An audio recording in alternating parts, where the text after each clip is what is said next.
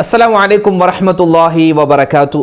അള്ളാഹുവിൻ്റെ 99 പേരുകളിൽ നമ്മളൊക്കെ പലപ്പോഴും പറയാറുള്ള, നമുക്കൊക്കെ അറിയാവുന്ന ഒരു പേരാണ് യാ ജബ്ബാറു യാ അള്ളാഹ് എന്ന ഇസ്മ. നമ്മുടെ കൂട്ടത്തിൽ തന്നെ ഒരുപാട് ജബ്ബാറുമാരുണ്ട് അല്ലേ. ജബ്ബാർക്ക, നമ്മൾക്ക് ജബ്ബാർക്ക, നമ്മുടെ മാമമാരിൽ അല്ലെങ്കിൽ നമ്മുടെ വാപ്പമാരിൽ നമ്മുടെ ഭർത്താക്കന്മാരിൽ ഒക്കെ ഒരുപാട് ജബ്ബാറുമാരുണ്ടാകും. ഈ ജബ്ബാർ എന്ന് പേരുള്ള ആരെങ്കിലും ഈ വീഡിയോ കാണുന്നുണ്ടെങ്കിൽ അവർക്കൊരു സന്തോഷ വാർത്ത ഞാൻ ഇന്നത്തെ ക്ലാസ്സിൽ പറയുന്നുണ്ട്. ജബ്ബാർ എന്ന് പേരുള്ള ആരെങ്കിലും ഇന്നത്തെ ക്ലാസ്സിലെ വീഡിയോ കാണുന്നുണ്ടെങ്കിൽ, അല്ലെങ്കിൽ എൻ്റെ ഉമ്മമാരെ നിങ്ങളുടെ ഭർത്താക്കന്മാരിലോ മക്കളിലോ മരുമക്കളിലോ ജബ്ബാർ എന്ന് പേരുള്ള ആരെങ്കിലും ഉണ്ടെങ്കിൽ ഇന്നത്തെ വീഡിയോ ആരും കാണാതെ പോകരുതേ. അവർക്കൊരു ഗിഫ്റ്റ്, അവർക്കൊരു സമ്മാനം ഇന്നത്തെ ക്ലാസ്സിൽ ഞാൻ പറയുന്നുണ്ട്. ഒന്ന് കേട്ട് നോക്കണേ. അതോടൊപ്പം തന്നെ യാ ജബ്ബാറു യാ അല്ലാ എന്ന ഇസ്മ നമ്മൾ പറഞ്ഞാൽ കിട്ടുന്ന ഒരുപാട് നേട്ടങ്ങളുണ്ട്. അത് എപ്പോഴാണ് പറയേണ്ടത്, ഈ ഇസ്മിൻ്റെ അർത്ഥം എന്താണ്, ഇതെങ്ങനെ പറയണം, എപ്പോൾ പറയണം, എന്തിനു പറയണം, വിശദമായ ഒരു വലിയ ചർച്ച തന്നെ ഇന്നത്തെ ക്ലാസ്സിൽ പറയുന്നു. വീഡിയോ അവസാനം വരെ കാണാൻ മറക്കല്ലേ. മറ്റുള്ളവർക്ക് എത്തിച്ചു കൊടുക്കാനും വിട്ടുപോകണ്ട. അള്ളാഹു നമ്മൾ അനുഗ്രഹിക്കട്ടെ. ആമീൻ. ജബ്ബാർ എന്ന അള്ളാഹുവിൻ്റെ സുന്ദരമായ ഒരു നാമം. പക്ഷെ ഇത് പലപ്പോഴും ഈ സിനിമകളിലും കോമഡികളിലൊക്കെ മുസ്ലിം ഐഡൻറ്റിറ്റിയിലുള്ള ഗുണ്ടകളെയും അതുപോലെ വില്ലന്മാരെയൊക്കെ കാണിക്കാൻ വേണ്ടി, അവരൊക്കെ പ്രദർശിപ്പിക്കാൻ അവരുടെ പേരായി ഇത് വ്യാപകമായി ഉപയോഗിക്കാറുണ്ടായിരുന്നു. അതുമായി ബന്ധപ്പെട്ട് നമ്മൾ അറിഞ്ഞിരിക്കേണ്ട പ്രധാനപ്പെട്ട ഒരു കാര്യം കൂടി ഇന്നത്തെ ക്ലാസ്സിൽ നമ്മൾ പറയുന്നു. ഇന്ന് ഒരു സ്വലാത്ത് ഞാൻ പറഞ്ഞു തരാം. ഇത് മുമ്പ് ഈ ഒരു സ്വലാത്തുമായി ബന്ധപ്പെട്ട് ഒരു സഹോദരൻ ഞാനിങ്ങനെ പറഞ്ഞു കൊടുത്തു. അദ്ദേഹത്തിൻ്റെ വിവാഹം ശരിയാകുന്നില്ല. അപ്പോൾ ഉസ്താദെ ഒരു സ്വലാത്ത്, എനിക്ക് വിവാഹമൊക്കെ ശരിയാവാൻ വേണ്ടി ഒരു സ്വലാത്ത് പറഞ്ഞു തരുമോ എന്ന് അദ്ദേഹം ചോദിച്ചു. ആ സമയത്ത് ഞാൻ പറഞ്ഞു കൊടുത്തത് അദദു സ്വലാത്താണ്. നമ്മൾ ചൊല്ലാറുള്ള അദദു സ്വലാത്തില്ലേ, ഒന്ന് ചൊല്ലിയാലോ? നമുക്ക് എല്ലാവർക്കും ഒന്നിച്ച് ചൊല്ലിക്കോ, എല്ലാവരും ഒന്നിച്ച് ചൊല്ലിക്കോ. അല്ലാഹുമ്മ സ്വല്ലി അലാ സയ്യിദിനാ മുഹമ്മദിൻ അദദ മാ ഫീ ഇൽമില്ലാഹി സ്വലാത്തൻ ദായിമതൻ ബിദവാമി മുൽക്കില്ലാഹ്. ഒന്നുകൂടി. അല്ലാഹുമ്മ സ്വല്ലി അലാ സയ്യിദിനാ മുഹമ്മദിൻ അദദ മാ ഫീ ഇൽമില്ലാഹി സ്വലാത്തൻ ദായിമതൻ ബിദവാമി മുൽക്കില്ലാഹ്. ഒരു പ്രാവശ്യം ചൊല്ലിയാൽ 5 ലക്ഷം പ്രാവശ്യം അല്ലെങ്കിൽ 6 ലക്ഷം പ്രാവശ്യം സ്വലാത്ത് ചൊല്ലിയ പ്രതിഫലം കിട്ടുന്ന അത്ഭുതപ്പെടുത്തുന്ന ഒരു സ്വലാത്താണ് അദദു സ്വലാത്ത്. അതിന്റെ അർത്ഥം എന്താ? അല്ലാഹുമ്മ സ്വല്ലി അലാ സയ്യിദിനാ മുഹമ്മദിൻ അദദ മാ ഫീ ഇൽമില്ലാ. അല്ലാഹുവേ പടച്ചോനെ, നിന്റെ അറിവിൽ, നിന്റെ ഇൽമിൽ, നിന്റെ ഓർമ്മയിൽ എന്തൊക്കെ വസ്തുക്കൾ ഉണ്ടോന്ന്. അള്ളാഹിന്റെ ഓർമ്മയിൽ, അള്ളാഹുവിന്റെ ഇൽമിലല്ലേ ഈ ലോകം മൊത്തം ഉള്ളത്. ഈ ലോകത്ത് എന്തൊക്കെ വസ്തുണ്ട്, എന്തൊക്കെ വസ്തുക്കളുണ്ട്, അള്ളാഹു എത്രമാത്രം സൃഷ്ടികളെ സൃഷ്ടിച്ചിട്ടുണ്ട്. 6 ലക്ഷമാണോ, 5 ലക്ഷമാണോ, 10 ലക്ഷമാണോ, 10 കോടിയാണോ, 100 കോടിയാണോ, നമുക്ക് എണ്ണമില്ല. അതാ പറയുന്നത്, അള്ളാഹുവെ നിന്റെ ഇൽമിൽ, നിന്റെ അറിവിലുള്ള ഓരോ വസ്തുവിൻ്റെ എണ്ണത്തിനനുസരിച്ച്, അത് വല്ലാത്തൊരു വാക്കാണ്, എണ്ണത്തിനനുസരിച്ച് മുത്തുനബി സല്ലല്ലാഹു അലൈഹി വസല്ലമ തങ്ങൾക്കും കുടുംബത്തിനും അള്ളാഹുവെ നീ എല്ലാവിധ നന്മയും ബർക്കത്തും കൊടുക്കണേ എന്ന് ചൊല്ലിക്കുക. ഒരു പ്രാവശ്യം ചൊല്ലിക്കുക. അല്ലാഹുമ്മ സ്വല്ലി അലാ സയ്യിദിനാ മുഹമ്മദിൻ അദദ മാ ഫീ ഇൽമില്ലാഹി സ്വലാത്തൻ ദായിമതൻ ബിദവാമി മുൽക്കില്ലാഹ്. ഇത് അറിയാവുന്ന സ്വലാത്ത്. അപ്പോൾ ഞാൻ പറഞ്ഞു വന്നത്, ഒരു സഹോദരനോട് ഈ ഒരു സ്വലാത്ത് പറഞ്ഞു കൊടുത്തു. അദ്ദേഹത്തിൻ്റെ വിവാഹം ശരിയാകുന്നില്ല.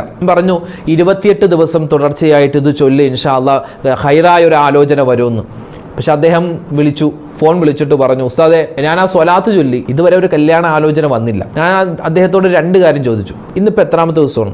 മൂപ്പര് പറഞ്ഞു 17 ദിവസമായിട്ടുള്ളൂ. ഞാൻ പറഞ്ഞത് 28 ദിവസമാണ്. അപ്പോൾ 28 ദിവസം ആയിട്ടില്ല, 17 ദിവസം ആയിട്ടുള്ളൂ. ഇൻഷാ അല്ലാഹ് ക്ഷമിക്ക്, നിങ്ങൾക്ക് അത് റെഡിയായി കിട്ടും. പിന്നെ ചോദിച്ചു, ഈ നിസ്കാരമൊക്കെ എങ്ങനെയാണ്, കറക്റ്റാണോ? സുബിയൊക്കെ പലപ്പോഴും കള്ളായി പോവാറുണ്ട്. അതായത് ഫർളായ കാര്യങ്ങൾ, നമ്മൾ ചെയ്യൽ നിർബന്ധമായ കാര്യങ്ങൾ പലപ്പോഴും നമ്മളൊന്ന് അഡ്ജസ്റ്റ്മെന്റ് ചെയ്തിട്ട്, ഒന്ന് ഒഴിവാക്കിയിട്ട് ഈ സ്വലാത്ത് മാത്രം ഇങ്ങനെ ചൊല്ലിക്കൊണ്ടിരുന്നാൽ എന്താ നേട്ടം? നേട്ടമില്ലെന്നല്ല, ഒരു സ്വലാത്ത് എപ്പോൾ ചൊല്ലിയാലും വലിയ നേട്ടമാണ്. പക്ഷേ നമ്മൾ അതോടൊപ്പം തന്നെ നല്ലതുപോലെ നമ്മളെ ഇബാദത്ത് കാര്യങ്ങൾ, ഖുർആൻ ഓതുക, അതുപോലെ ദിക്റുകൾ പറയുക, ദുആ ചെയ്യുക, നമ്മുടെ നിസ്കാരങ്ങൾ കൃത്യമാക്കുക, ഇടപാടുകൾ, നമ്മുടെ ബന്ധങ്ങൾ അതൊക്കെ നന്നാക്കുന്നതോടൊപ്പം തന്നെ ഈ സ്വലാത്തും ചൊല്ലി ദുആ എന്നാൽ ഇൻഷാ അല്ലാഹ് അതിൻ്റെ ഗുണമുണ്ടാകും. അപ്പോൾ നമുക്ക് വേണ്ടപ്പെട്ട പല ആളുകളെയും കാണാതെ ആവുക, അല്ലെങ്കിൽ വേണ്ടപ്പെട്ട പലരും പെട്ടെന്ന് മരണപ്പെട്ടു പോവുക, അങ്ങനെ ഒരുപാട് പ്രശ്നങ്ങളും ഒരുപാട് സങ്കടങ്ങളൊക്കെ നമ്മുടെ ജീവിതത്തിൽ പലപ്പോഴും ഉണ്ടാവാറുണ്ട്. ആ സമയത്തൊക്കെ പിടിച്ചു നിൽക്കാൻ നമുക്ക് അള്ളാഹുവിൻ്റെ 99 പേരുകളിൽ ഒരു പേരിന് പറ്റുമെന്നാണ്. പ്രതിസന്ധി ഘട്ടങ്ങളിൽ നമുക്ക് ഈമാൻ ഉണ്ടാവാനും നമുക്ക് ത്വാക്കത്തുണ്ടാവാനും നമ്മുടെ ക്ഷമ നഷ്ടപ്പെട്ടു പോവാതിരിക്കാനും നമുക്കൊരു കടിഞ്ഞാൻ പോലെ നമുക്കൊരു പിടിവള്ളി പോലെ പിടിച്ചു നിൽക്കാൻ പറ്റുന്ന അള്ളാഹുവിൻ്റെ ഒരു ഇസ്മുണ്ട്, ഒരു പേര്. നമ്മൾ കഴിഞ്ഞ 2-3 ദിവസങ്ങൾക്ക് മുമ്പ് അള്ളാഹുവിൻ്റെ യാ മുഹൈമിൻ അതുപോലെ യാ അസീസ് എന്ന 2 ഇസ്മുകൾ, അത് പറഞ്ഞാൽ കിട്ടുന്ന നേട്ടങ്ങൾ ശ്രേഷ്ഠതകളൊക്കെ നമ്മൾ പഠിച്ചവരാണ്. അതുപോലെ തന്നെ നമ്മൾ സ്ഥിരമായി പറഞ്ഞാൽ ഒരാൾ എല്ലാ ഫർദ് നമസ്കാരത്തിന് ശേഷവും, ഇവിടെ മഹത്തുക്കൾ പറയുന്നു, ഒരാൾ എല്ലാ ഫർദ് നമസ്കാരത്തിന് ശേഷവും 26 പ്രാവശ്യം യാ ജബ്ബാറു യാ അല്ലാഹ് എന്ന ഇസ്മ, യാ ജബ്ബാറു എന്നോ അല്ലെങ്കിൽ യാ ജബ്ബാറു യാ അല്ലാ എന്നോ, യാ ജബ്ബാറു എന്ന് പറയലാണ് നല്ലത്, എന്ന ഇസ്മ അവൻ പതിവാക്കി കഴിഞ്ഞാൽ ഒരു അക്രമിയുടെയും അക്രമത്തെ അവൻ ഭയപ്പെടേണ്ട ആവശ്യമില്ല. അവനെ ആരും ആക്രമിക്കാൻ വരികയില്ല. അതുപോലെ തന്നെ അവൻ്റെ ജീവിതത്തിൽ വരുന്ന പ്രയാസ, പ്രതിസന്ധി, സങ്കടഘട്ടങ്ങളിൽ അവനിക്കുള്ള മാനസികമായ ത്രാണിയും പിടിച്ചു നിൽക്കാനുള്ള ക്ഷമയും അവനിക്ക് കിട്ടുമെന്ന് ഒരുപാട് മഹത്തുക്കൾ നമുക്ക് പറഞ്ഞു തരുകയാണ്. ഏതാണ് ഇസ്മ ഒന്ന് പറഞ്ഞേ? യാ ജബ്ബാറു യാ അല്ലാ, യാ ജബ്ബാറു യാ അല്ലാ. പലർക്കും ഈ പേര് പറയാൻ ഒരു മടി ഉണ്ടാവും. മടി എന്താ പറയുക, മടിയും ഒരു ചിരി വരലൊക്കെയാ. യാ ജബ്ബാറു യാ അല്ലാ, ഇത് അള്ളാഹിൻ്റെ ഇസ്മാണോ ഉസ്താദെ? ഇത് അള്ളാഹിൻ്റെ ഇസ്മ തന്നെയാണോ? കാരണം പഴയ കാലത്തൊക്കെ ഈ സിനിമകൾ കാണുന്ന ആളുകളുണ്ട് അല്ലേ? പഴയ കാലത്ത് സിനിമകൾ, ഈ കോമഡി പരിപാടികളൊക്കെ കാണുമ്പോൾ ഒരു മുസ്ലിമായ ഒരു ഗുണ്ട അല്ലെങ്കിൽ മുസ്ലിമായ ഒരു കോമാളി വേഷം അല്ലെങ്കിൽ ഒരു ആ പരിസരത്ത് ഒരു ഗ്രാമത്തിലോ ഒരു നാട്ടിലോ ഒരു ചട്ടമ്പി ഉണ്ടെങ്കിൽ ആ ചട്ടമ്പിയുടെ പേര് ജബ്ബാർ എന്നായിരിക്കും. എത്രയോ അങ്ങനെയുണ്ട് കഥാപാത്രങ്ങളുടെ പേര്. ഒരു ഗുണ്ടയായ, ചട്ടമ്പിയായ, ഒരു എല്ലാവരെയും ഉപദ്രവിക്കുന്ന ഒരു മുസ്ലിം കഥാപാത്രമുണ്ടെങ്കിൽ അയാളുടെ പേര് ഒന്നുകിൽ ജബ്ബാർ ആയിരിക്കും അല്ലെങ്കിൽ ഹൈദ്രോസ് ആയിരിക്കും അല്ലെ? ഹൈദ്രോസ് വരുന്നുണ്ട്. അങ്ങനെ അതായത് വില്ലന്മാർക്ക് ഇടുന്ന, എല്ലാവരെയും ഉപദ്രവിക്കുന്ന ആൾക്ക് ഇടുന്ന ഒരു പേരല്ലേ, അവർക്കുള്ള പേരല്ലേ ഈ ജബ്ബാർ എന്ന പേര്? അത് അള്ളാഹിന്റെ പേരാണോ ഉസ്താദെ? അത് അള്ളാഹുവിൻ്റെ സുന്ദരമായ അസ്മാഉൽ ഹുസ്ന, അള്ളാഹുവിൻ്റെ സുന്ദരമായ മഹത്വമുള്ള 99 പേരുകളിൽ പ്രധാനപ്പെട്ട ഒരു പേരാണ് യാ ജബ്ബാർ എന്നത്. അള്ളാഹുവിൻ്റെ സുന്ദരമായ ആ ഒരു പേര് നമ്മുടെയൊക്കെ മനസ്സിൽ പെട്ടെന്ന് ഓടി വരുന്നത് പണ്ട് നമ്മൾ കണ്ട ഈ സിനിമയുടെ അല്ലെങ്കിൽ നമ്മുടെ കോമഡി പരിപാടികളുടെയൊക്കെ മുസ്ലിം നാമധാരികളായ വില്ലന്മാരുടെ അല്ലെങ്കിൽ ചട്ടമ്പികളുടെ ഒരു കഥാപാത്രം, അവർക്കുള്ള പേര് അത് അള്ളാഹുവിൻ്റെ പേരായി എങ്ങനെ മാറി? അതൊക്കെ അള്ളാഹിൻ്റെ പേരാണോ എന്നുള്ള സംശയം വേണ്ട. അത് അള്ളാഹുവിൻ്റെ സുന്ദരമായ പേരിൽപ്പെട്ടതാണ്. അത് അള്ളാഹുവിൻ്റെ മഹത്വമുള്ള പേരാണ്. അത് ആ ഒരു ചട്ടമ്പികൾ കിട്ടത് അതാ ഇട്ടവന്റെ പ്രശ്നമാണ്, അല്ലെങ്കിൽ ആ കോമാളികൾ കിട്ടത് അതാ ഇട്ട ആളുടെ പ്രശ്നമാണ്, അല്ലാതെ ഈ പേരിന്റെ പ്രശ്നമോ അള്ളാഹിന്റെ പ്രശ്നമോ അല്ല. എന്താണ് ഈ യാ ജബ്ബാർ എന്ന ആ ഒരു ഇസ്മിന്റെ അർത്ഥം? എന്താ? സർവശക്തൻ എന്നാണ്. സർവശക്തൻ, എല്ലാത്തിനും കഴിവുള്ളവൻ എന്നാണ്. സത്യത്തിൽ ഒരാളെ നമ്മൾ ജബ്ബാർ എന്ന് വിളിക്കാൻ പാടില്ലെന്നാണ്. അബ്ദുൽ ജബ്ബാർ എന്ന് വേണം വിളിക്കാൻ. അള്ളാഹുവിന്റെ ഏത് പേരെടുത്താലും അല്ലെ, അള്ളാഹുവിന്റെ 99 പേരുണ്ടല്ലോ, ആ പേര് തനിച്ച് വിളിക്കാൻ പാടില്ലെന്നാണ്. ആ പേര് വിളിക്കുമ്പോൾ അബ്ദ് എന്ന് ചേർക്കുക, അബ്ദു എന്ന് ചേർത്ത് വേണം. അബ്ദ് എന്ന് പറഞ്ഞാൽ എന്താ? അബ്ദുൽ ജബ്ബാർ, ജബ്ബാറായ സർവശക്തനായ അള്ളാഹുവിന്റെ അടിമ. അതാണ് അങ്ങനെയാണ് പറയേണ്ടത്. റഹ്മാൻ, റഹീം, എടാ റഹീമേ, എടാ റഹ്മാനെ, എടാ സത്താറെ, എടാ ജബ്ബാറെ, എടാ ശുക്കൂറെ എന്നൊക്കെ നമ്മൾ വിളിക്കൂലേ? സത്യത്തിൽ അങ്ങനെ വിളിക്കാൻ പാടില്ലെന്നാണ്. പക്ഷേ ഈ പറയുന്ന ഞാൻ ഉൾപ്പെടെ നമ്മളൊക്കെ ഒരുപാട് അങ്ങനെ ചെയ്യാറുണ്ട്. ഇനി അങ്ങനെ ചെയ്യാൻ പാടില്ല. എന്താണ് അപ്പോൾ ചെയ്യേണ്ടത്?